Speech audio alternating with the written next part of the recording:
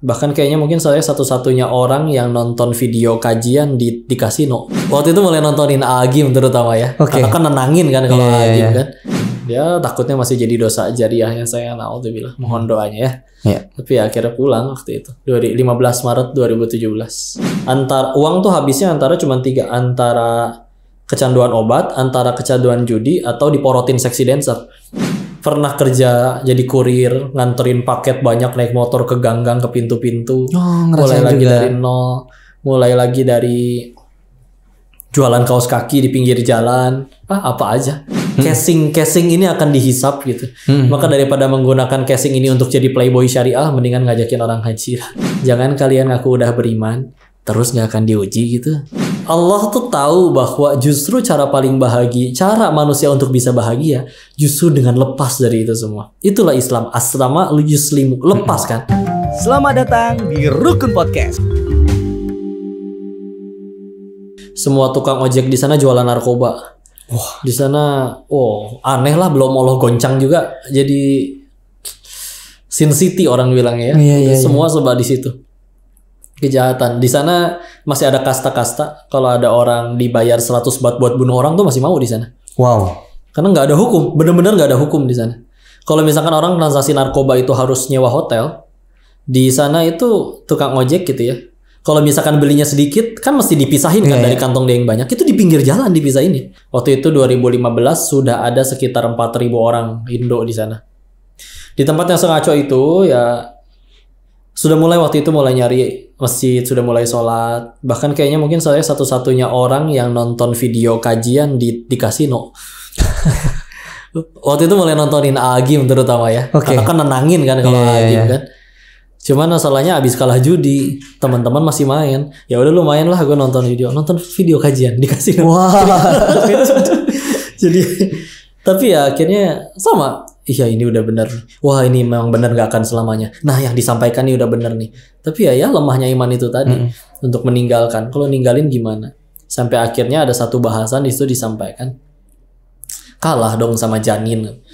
Maksudnya gimana? Kita tahu janin itu di dalam perut ibu kan sudah perlu nutrisi. Tapi ibu kita makan pete, makan jengkol, makan keredok, makan apapun. Ya, diubah oleh Allah melalui metabolisme tubuh masuk melalui plasenta. Pertanyaannya, itu janin yang nyari rezeki atau rezeki yang mendatangi janin? Rezeki yang mendatangi janin. Terus kamu Denis udah bisa sholat, udah bisa minta, udah bisa kerja, udah bisa mohon ke Allah, udah bisa sujud, segitu ragunya sama Allah. Masalah harta.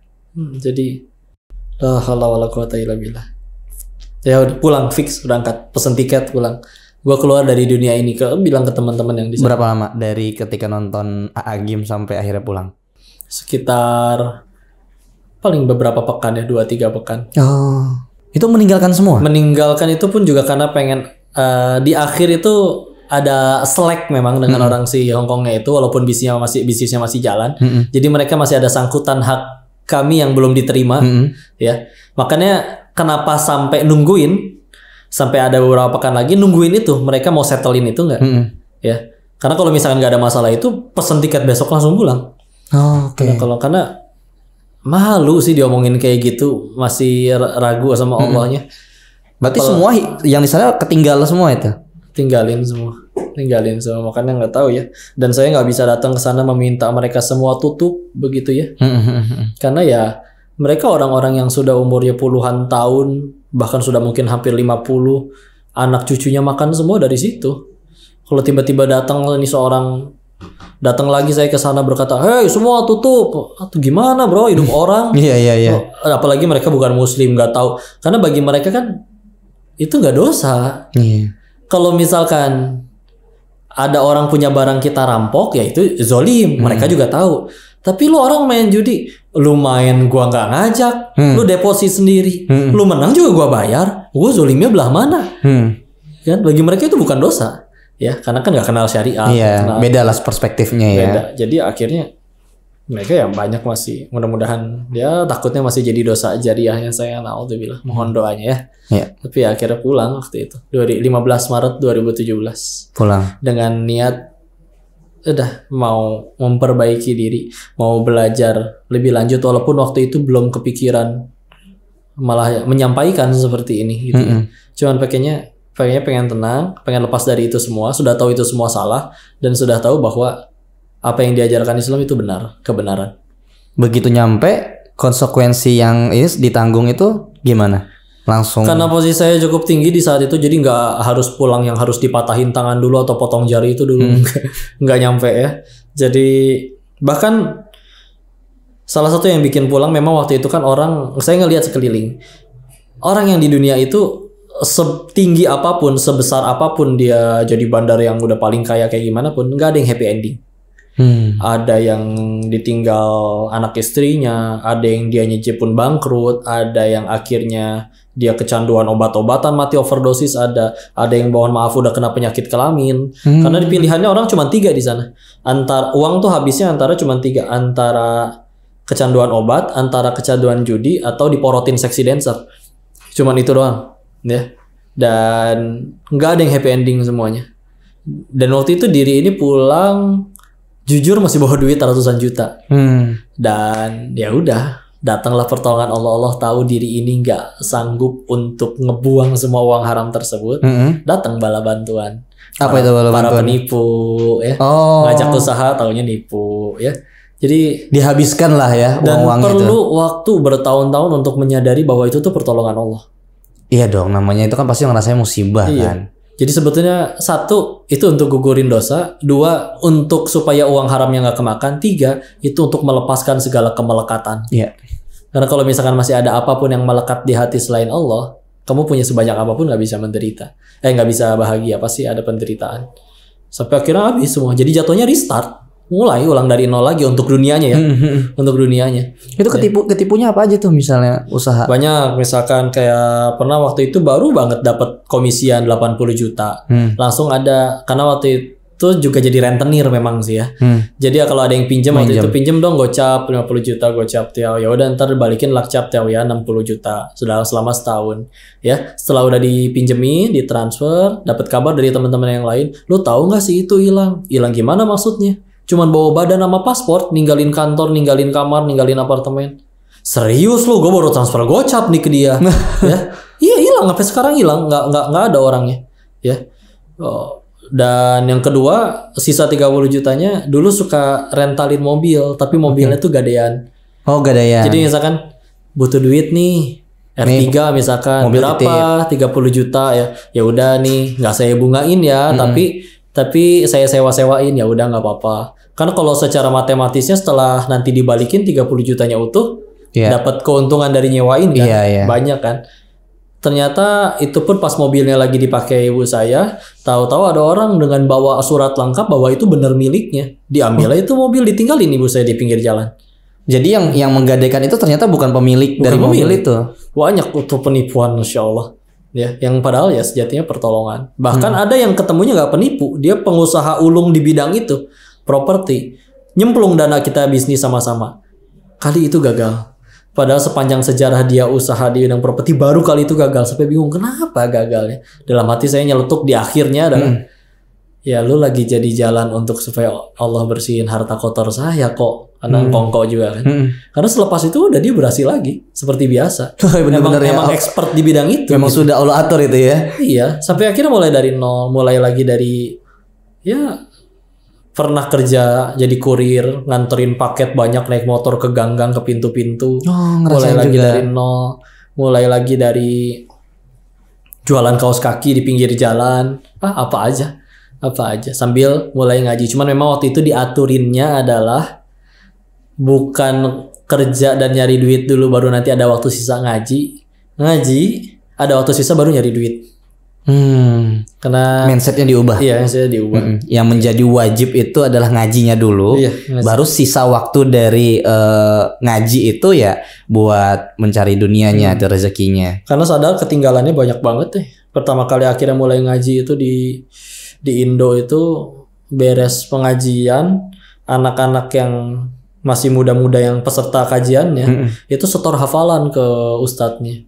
Setor apa kamu? Al-Mutaffifin. Saya bahkan nggak tahu emang ada ya surat itu. Karena yang ditahu cuma 3 kul doang. Itu pun tanpa tajwid. Kata kasur nggak hafal itu juga. Jadi ya Allah, hidup tuh 25 tahun waktu itu umur 25 ya, ngapain aja selama ini hidup tuh. Ya udah akhirnya diterusin, mulai belajar tahsin, mulai belajar tajwid, mulai menghafal.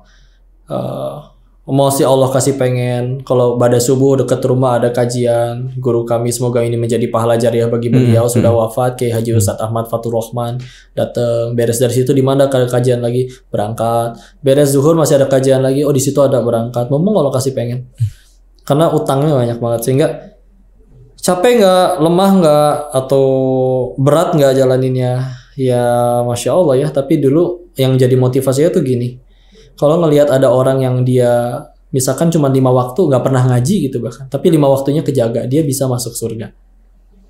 Kalau diri ini, kenapa dia bisa masuk surga? Dia karena pasti dia nggak punya dosa sebanyak saya. Apakah yang menonton ini ada yang pada jadi bandar judi juga? Pasti enggak. Maka dosanya pasti banyakan saya. Terus dengan dosa sebanyak itu kita nggak berusaha nambah amalan, nggak cuma 5 waktu misalkan duha, tahajud, atau bahkan menyampaikan gitu ya, berdakwah, berasa nggak tahu diri aja di hadapan Allah.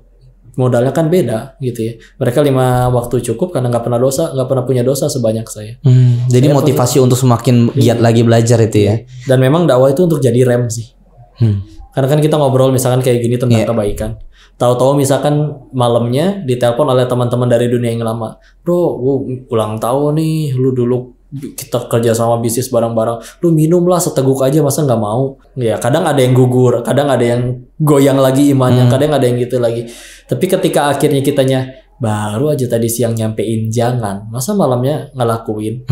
Sedangkan kan pasti ada satu jenis manusia yang kita benci, yaitu adalah orang yang munafik, di depan A belakang B.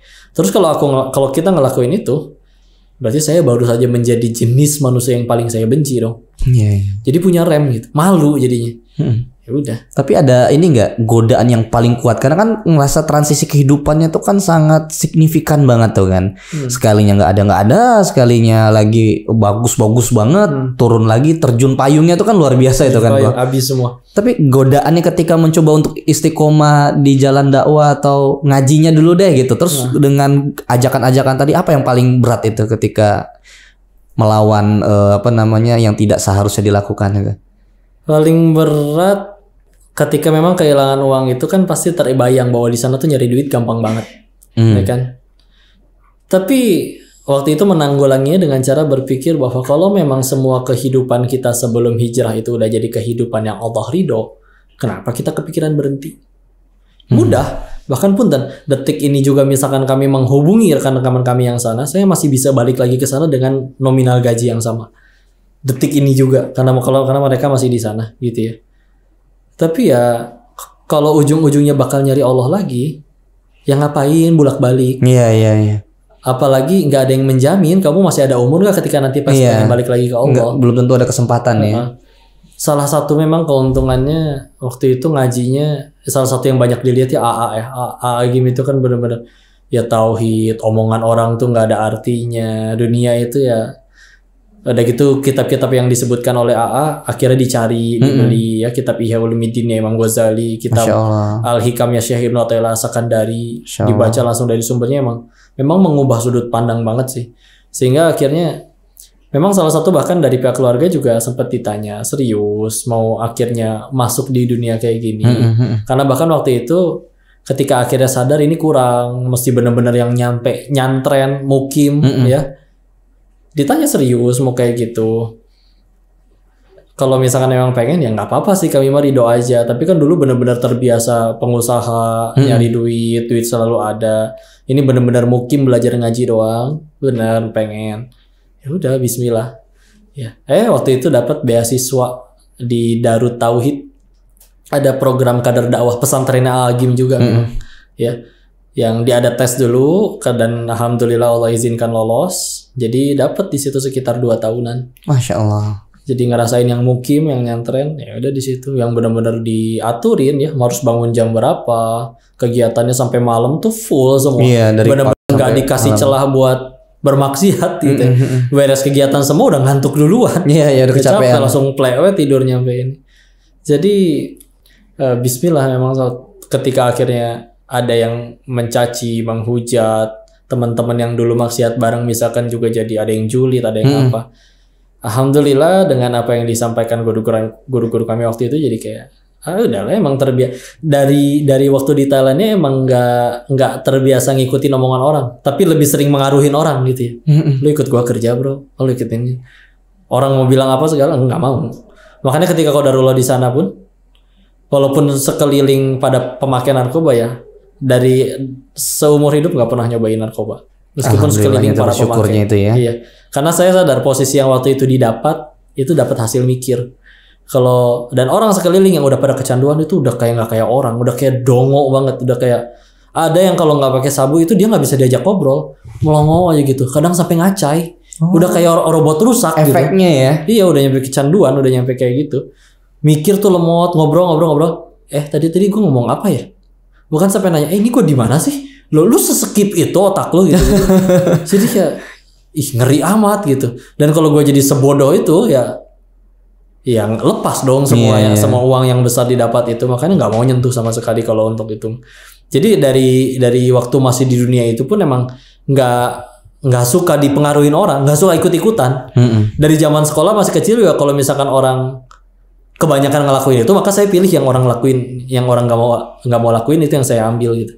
Jadinya ketika sudah, dan ngefek sih memang ketika akhirnya sudah di keislaman, orang mau ngomong apa kayak dia mau anggap gua nggak asik atau gimana, biarin aja. Tuhannya kan bukan mulut dia gitu. Iya. Alhamdulillah loh, jadi santri juga kan berarti kan ya. Santri, alamin jadi santri. Santrinya Agim ya, masya Allah. SAG jadi gelarnya. Apa itu SAG? Santri Agim. Nah Niko, ketika sudah belajar bahkan menjadi santri, lulus menjadi santri sebenarnya bukan ini sih, bukan seumur hidup santri. Seumur hidup menjadi santri ya. Tapi kenapa akhirnya mau terjun di dunia dakwah nih berarti nih? Satu itu doa dari ada guru-guru kami yang masya Allah sebelum masuk ke DT, tadi yang saya sebutkan Kiai Haji Ustadz Ahmad Fatur Rahman, beliau kiai kalau di Bogor sih insya Allah satu yang karena wafatnya udah lumayan lama ya. Pasti tahu beliau, dan beliau juga guru bahasa Arab di Bogor, mengajar di banyak sekolah. Beliau ini benar-benar kayak ngerangkul gitu. Kok Denis mampir ke rumah bapak, mampir diminta nginep, nurut aja udah nginep jam 2 dibangunin, diajak tahajud sama dia oleh beliau. Yang tadinya ya jelas kehidupan kayak gitu, tahu-tahu diajak tahajud 2,5 jam tuh berdiri ngantuk-ngantuk ngikutin beliau. Tapi udah ngikutin, udah pasrah.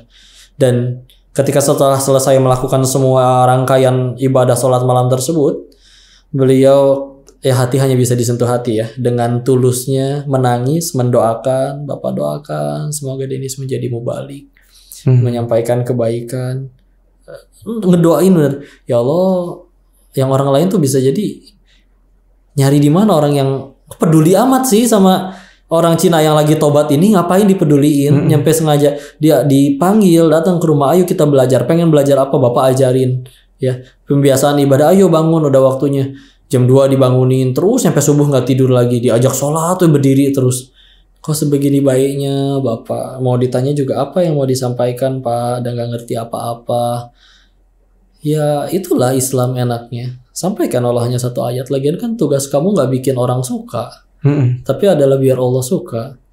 Dan memang iya kalau kita bicara tentang apapun selain agama, contoh strategi marketing paling tepat untuk bisnis ini adalah dengan cara ini. Kata saya benar, kata orang lain belum tentu. Betul. Karena standarnya akal manusia. Tapi kalau misalkan kita berkata, teman-teman semua yang menyaksikan, orang Islam wajib sholat, tahu.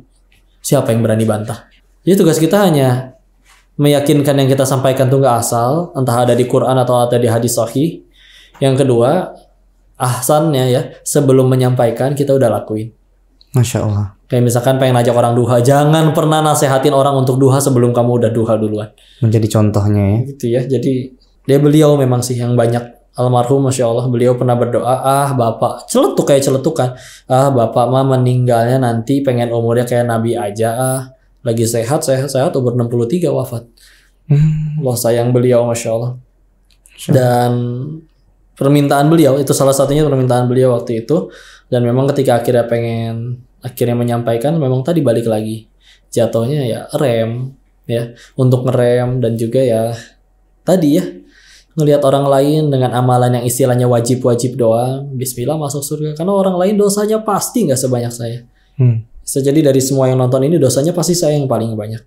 Karena justru paling banyak, maka harus lebih banyak melakukan yang lain. Yang di luar yang cuman yang wajib, yang 5 waktu, yang segitu-segitunya. Karena kalau enggak, ngerasa ya tadi nggak tahu diri, lo udah ditolong Allah sampai sebegitunya, terus nggak pengen ngelakuin lebih untuk Tuhannya. Jadi ya udah akhirnya nggak tahu ya, suka ngomong juga kali ya, udah gitu. secara ininya mah udah gitu, emang ada yang nyebutnya kayak bahasa ininya mah, lu teh gampang dijual katanya. Makanya dulu pernah ada yang nawarin pengen jadi boy band. Boy band? Karena dulu kan rambut pirang, gitu ya. Jadi diajakin zaman boy band mulai ini kan. Iya. Diajakin mau nggak jadi boy band, tapi yang datang tulang lunak semua. Jadi asa nggak mau geleh gitu. Dan tahu ini adalah izin ya, casing ini akan dihisap gitu. Maka daripada menggunakan casing ini untuk jadi playboy syariah, mendingan ngajakin orang haji. Masya Allah. Itu kenapa aktif juga di medsos ya? Iya. Karena perangnya memang di situ sih. Yang ngajak maksiat di situ.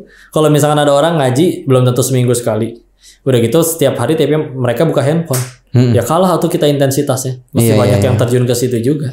Mau nggak mau. Gimana ketika ikut di medsos di bidang dakwah kan cukup beragam tuh ya. Secara perjuangannya kan akan beda lagi dengan yang di offline tuh.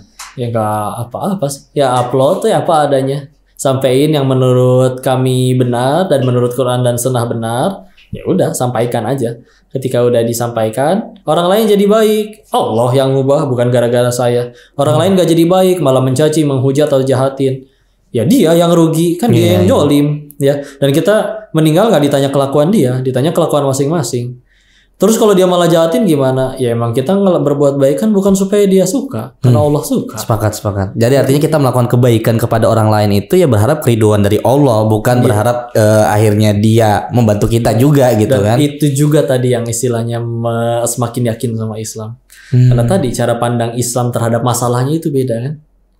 Yang tadi kita bahas bahwa di kepercayaan lain ketika kita bicara masalah itu masalah adalah sesuatu yang harus dijauhi supaya kamu bahagia. Maka berbuat baiklah kamu supaya kamu ya nanti kalau ada masalah ditolong orang atau dia jadi nggak cari gara-gara sama kamu ya.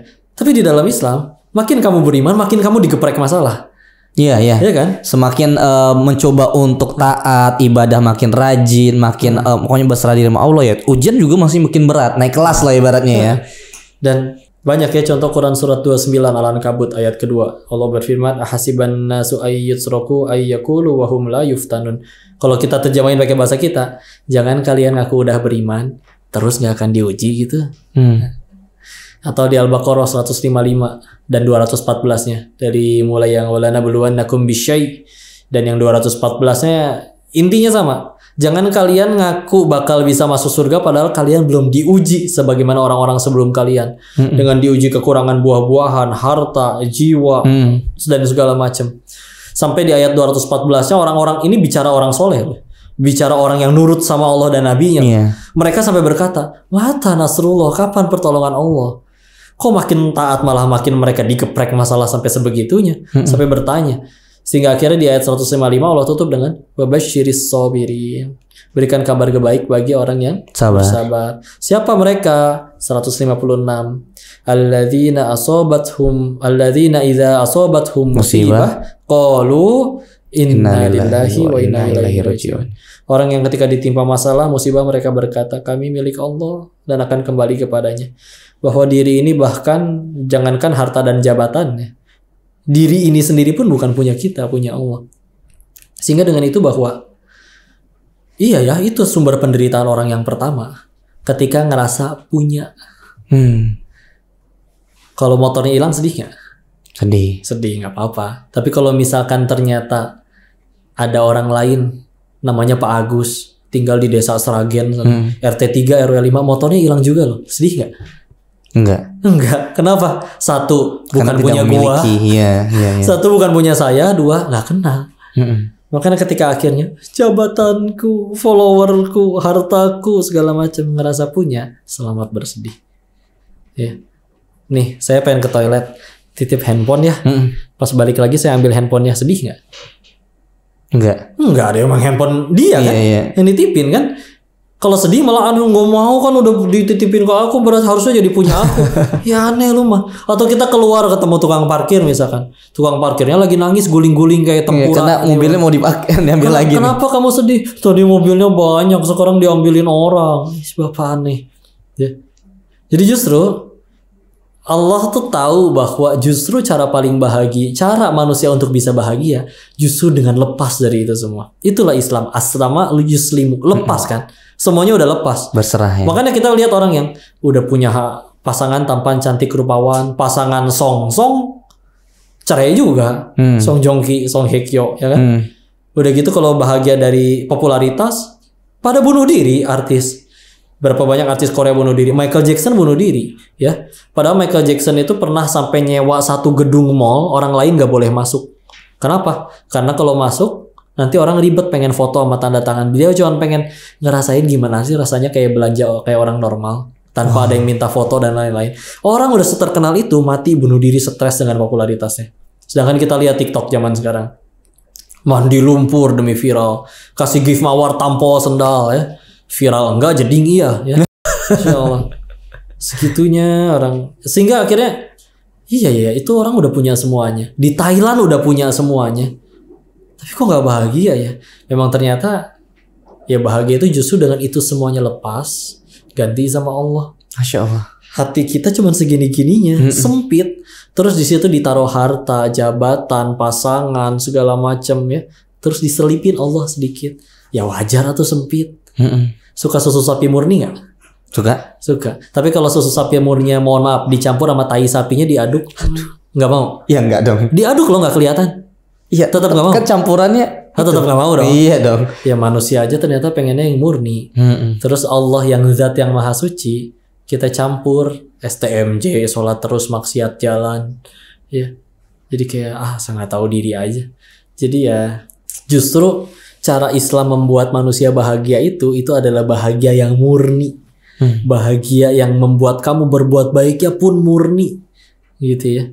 Makanya kita lihat, pantesan ya orang soleh zaman dulu, para nabi orang soleh. Dosa para nabi mah terampuni, maksum. Pahala jelas jauh lebih banyak. Ya. Tapi kok masalahnya lebih berat daripada kita. Sakit, berkepanjangan. Terus nggak pundung gitu. Nggak ngambek. Apakah nabi kok coba kalau Nabi pundungan gak ada wibawanya, wahai Rasulullah kenapa hari ini tidak berdakwah? Ambung kemarin gak diledekin melulu.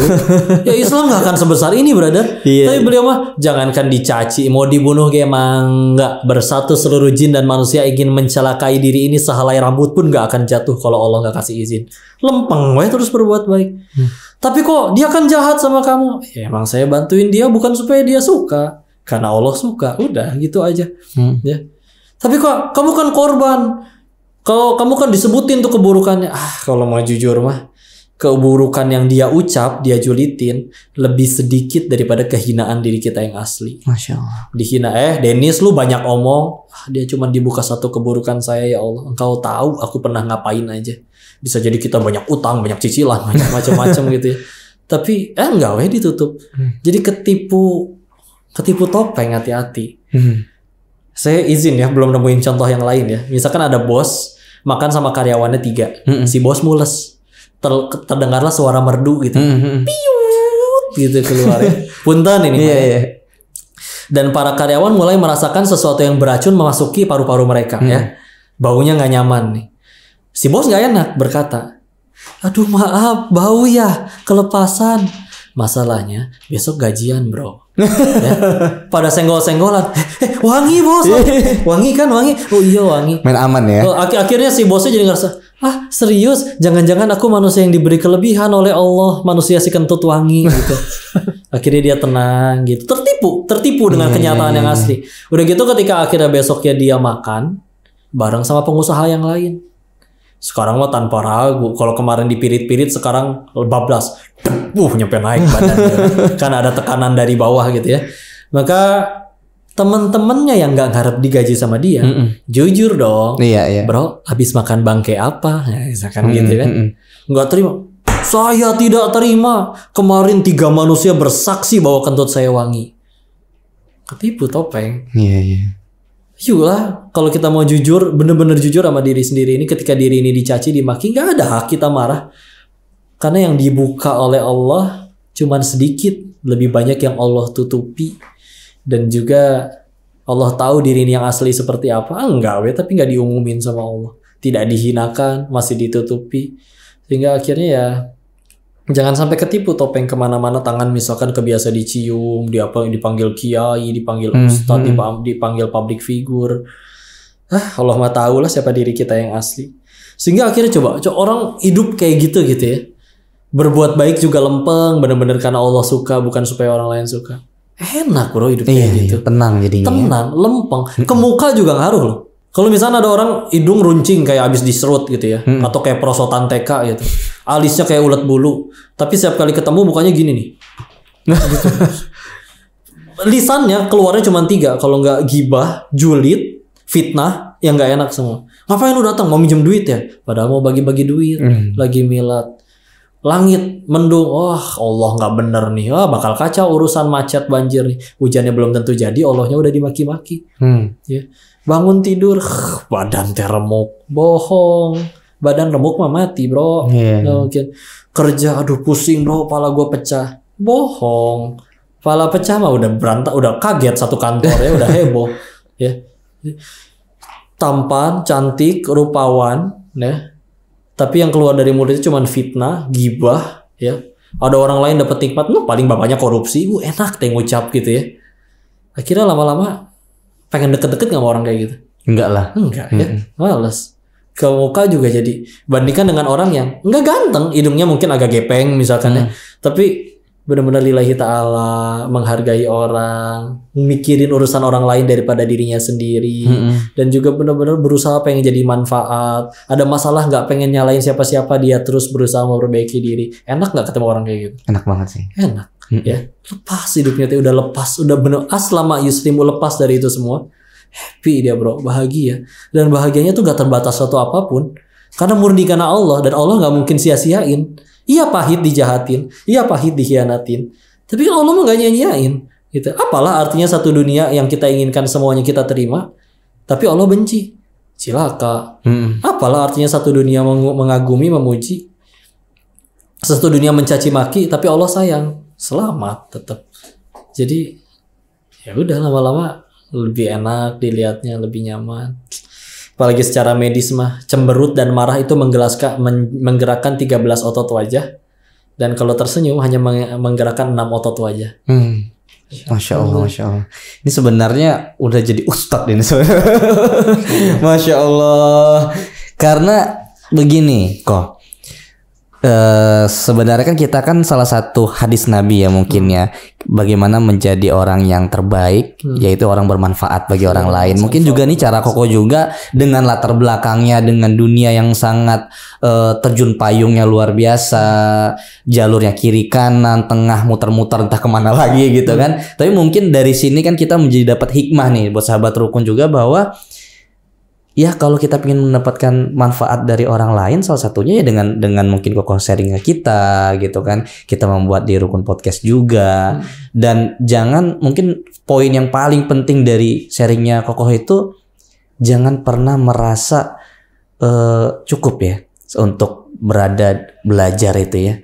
Atau jangan pernah merasa goyang ketika orang lain ngomongin kita terkait perjuangan kita di dakwah ya. Satu, memang surga kita bukan di mulut mereka. 2, kalaupun sekarang kita berada di jalan kebaikan, bukan kitanya yang hebat, Allah yang nolong. Mungkin beres dari sini nanti kita ngelihat ada orang tetangga kita nyari duit dari gelap sampai gelap, gak pernah kelihatan di masjid, gak pernah kelihatan di pengajian. Dalam hati tersungging ucapan kayak, ngaco nih orang nih, gak sebaik kita, misalkan gitu. Hati-hatilah. Kita nggak tahu dia kayak gitu, bisa jadi 5 waktunya tetap terjaga dan tahajudnya lebih banyak daripada kita. Nggak tahu kan, nggak kelihatan. Dan kondisinya bisa jadi dia memang yatim piatu, anak paling besar dari banyak bersaudara, mau nggak mau mesti kerja. Kita bisa ngaji, kita bisa di dalam dunia kebaikan, ada waktu buat ibadah dan segala macam karena kerjaannya enak. Kok kerjaannya enak? Ya itu kan ternyata kuliahnya tinggi. Kok bisa kuliahnya tinggi? Kan kita punya orang tua yang mampu. Jadi pertanyaannya, kitanya yang hebat atau Allahnya yang nolong gitu. Jadi enggak lah. Selalu, bahkan ini jadi motivasi ya. Kalau misalkan kadang ada yang cerita, keluargaku tuh, ibuku tuh, adekku tuh, iniku tuh belum pada mau sholat, belum pada mau nutup aurat. Di rumah cuma dia yang soleh sendiri misal. Yang harus bisa kita pikir adalah, kalau Allah mau, bisa mereka yang jadi ahli taat dan kamu mah ahli maksiat sendirian. Kamu bisa akhirnya pengen ngaji tuh Allah yang nolong. Ya. Dan ketika Allah sudah pilih kamu punya kebaikan tersebut, kamu lagi dikasih pahala dakwah dengan lingkungan kamu yang belum mau untuk sholat. Ya. Jadi untuk menghargai nikmat dari Allah untuk dipilih dapat hidayah tersebut, yuk jadi kebaikan bagi orang. Oke, lo awal ngaji gara-gara galau diputusin pacar atau gara-gara utang ke pinjol, nggak apa-apa. Tapi setelah akhirnya mulai ngaji terus tenang, yuk fokus jadi manfaat. Ya, jadi kebaikan. Karena kalau misalkan cuman berdoa minta dikabul, berdoa minta dikabul, berdoa minta dikabul terus aja kayak gitu. Terus buat apa nggak esensinya Allah ngasih kita ujian? Seolah-olah kalau berdoa minta dikabul begitu terus, Allah hanya kayak dijadikan alat agar doa kita dikabul. Terbukti pas akhirnya kita nggak punya keinginan, nggak kendor ibadahnya. Padahal dengan itu sebetulnya jadi sadar bahwa iya ya, saya teh hamba. Saya pikir masalah sekecil ini bisa selesai, uang saya banyak, teman banyak, kok nggak beres-beres. Ternyata memang masalah baru selesai jika Engkau tolong ya Allah, bukan dari akunya. Jadi mulai sadar, iya saya teh hamba. Kalau udah sadar diri ini hamba, jadi ngelakuin berbagai macam cara untuk menyenangkan tuannya, untuk kepada Allah. Ya, baru dari situ bisa mulai fokus jadi manfaat, untuk jadi kebaikan. Orang lain seperti apapun ya memang bukan mereka yang saya kejar, Allah. Murni jadi berbuat baiknya. Tips kok terakhir kok. Bagaimana biar ketika teman-teman mungkin sahabat rukun ya yang lagi nonton punya latar belakang yang mungkin agak similiar nih, agak mirip atau bahkan berbeda nih, tapi beranjak dengan pola yang sama mau hijrah nih. Gimana sih cara yang menurut Kokoh itu yang perlu mereka lakukan? Kalau mereka belum hijrah dan sudah mulai kepikiran gitu ya. Saya nggak mau selamanya kayak gini, maka berarti yakin yang sedang mereka lakukan nggak baik. Karena balik lagi tadi, kalau kehidupan mereka sebelum hijrah itu udah jadi kehidupan yang benar dan baik, ngapain kepikiran tobat? Ngapain kepikiran hijrah? Dia kepikiran buat hijrah karena satu kan, iya nggak bener ini teh, saya nggak pengen selamanya kayak gini. Nah kalau misalkan udah kayak gitu, ya udah silakan dilanjutkan, dijalanin, dan jangan pernah ada pikiran bahwa diampuni nggak ya dosa saya kepalang banyak. Was-was syaiton main tuh di situ untuk supaya udahlah kepalang basah nyemplung aja. Enggak, itu was-was syaiton. Kenapa? Karena setan nggak suka kita untuk berhenti, untuk hijrah, untuk tobat. Maka mereka cuma bisa bisikin, ya. Kan ketika akhirnya manusia tobat wudu, apakah pas wudu tahu-tahu di-tackle dari belakang nggak bisa ngapa-ngapain dia, nyekek dari nggak bisa. Kita di rumah nyetel MP3 Quran 24 jam, dia mencet tombol matiin aja nggak bisa. Segitu lemahnya inna kaida syaitona kana doifa, lemah tipu daya syaitan. Mereka cuma bisa pas ada tamu, jangan Quran mulu dong, ganti ada lagu Blackpink baru nih misalkan gitu ya, akhirnya diganti. Padahal kalau nggak diganti nggak bisa apa-apa. Dibanting tiba-tiba murotal MP3-nya atau kalau bisa dimatiin serem bro, malah jadi horor.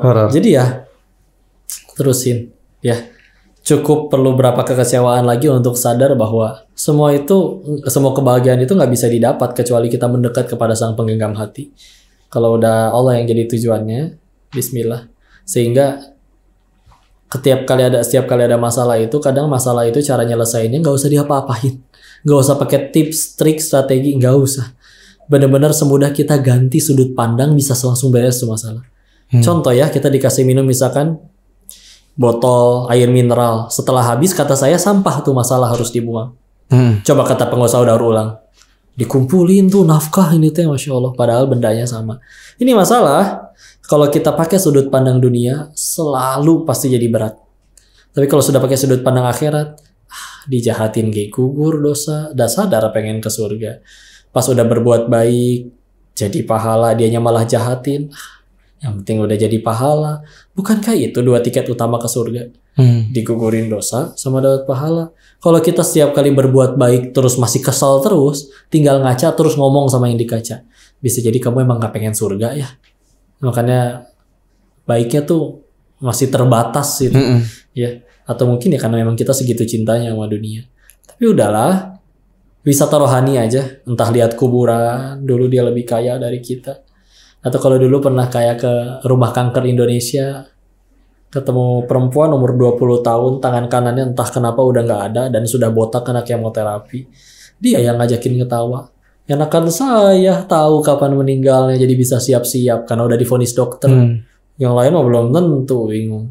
Atau pernah waktu ke Lombok ketemu teman-teman tunarungu, ketemu orang-orang yang dari lahir hingga detik ini nggak pernah dengar satu bunyi apapun, murni tunarungu, nggak bisa dengar apa-apa, tapi bisa waktunya azan berkumandang dia yang ngajakin sholat.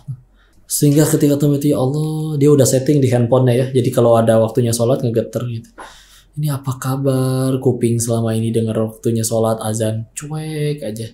Kalau udah ketemu yang kayak gitu, langsung jadi receh masalah kita, bro.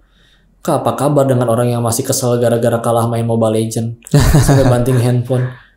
Jadi ya udahlah, ke arah sana aja, bismillah. Masya Allah. Masya Allah, luar biasa ini.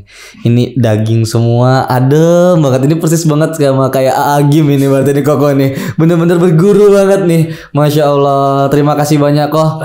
Berkenan sharing dengan Rukun Indonesia ini. Di sini, alhamdulillah. Masya Allah. Semoga ini jadi amal kebaikan kita juga. Buat sahabat Rukun juga dapat inspirasi nih kok ya.